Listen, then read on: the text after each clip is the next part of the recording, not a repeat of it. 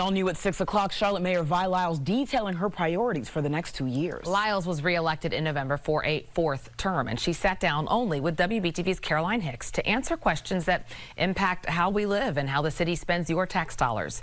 Caroline joins us now live in the studio. Well, of course, Charlotte is a fast-growing city with more than 100 people estimated to be living here every day. And with that comes challenges. So I asked the mayor how she and other city leaders plan to tackle them as we approach another year of more people on our roads and looking for places to work and live.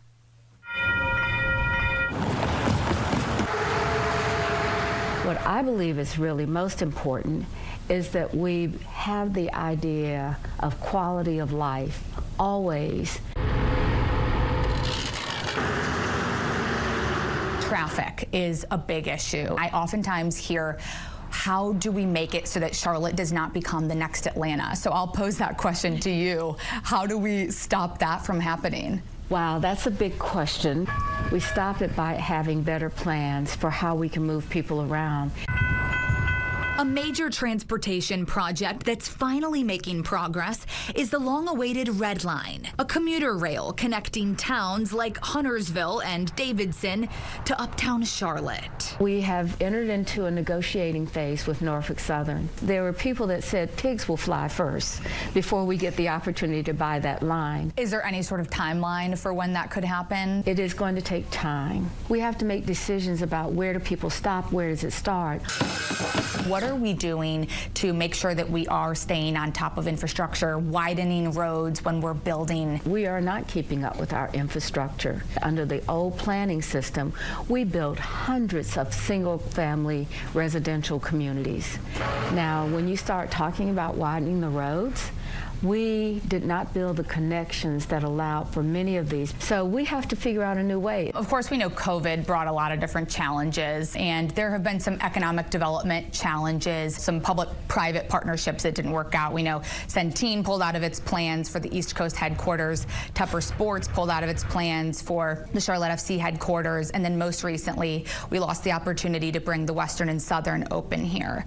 Do you look at some of these challenges and see whether maybe there's room for rebooting the economic development model? That is a really good question about what does it mean to reboot an economic development model. When we have some of these major big projects coming up and things rapidly change, then that's why you lose a Centene, because they were a place that moved from an office building to work from home. We're still looking to see what does it mean to come to work. A big attraction to the Queen City, pro sports and world-class entertainment. Would you support giving David Tepper hundreds of millions of dollars to renovate Bank of America Stadium? I think the question would be, what do we need to do to have a vibrant downtown, that our stadium is something that will be always viable to create the atmosphere that we want to have for people that really are in the hospitality industry and depend on that for their jobs. I don't think that we have to say a yes or a no. We're going to say what is the why. Mayor Lyles said, of course, none of these decisions can be made without community engagement, and she's grateful that people turn out to city council meetings to share their perspective on these projects. Now, there was much more to our conversation, including her thoughts on how we're fighting crime. That's on our website right now at WBTV.com. And tonight at 7 o'clock during On Your Side Tonight, we'll be sharing even more of our discussion. Of course, we had a lot of ground to cover. Definitely. I know a lot of people want to see what the mayor has to say about a number of issues that you just face in a growing city. Well, you hit a lot of them, Caroline. Thank you. Thank you. New at 6 o'clock.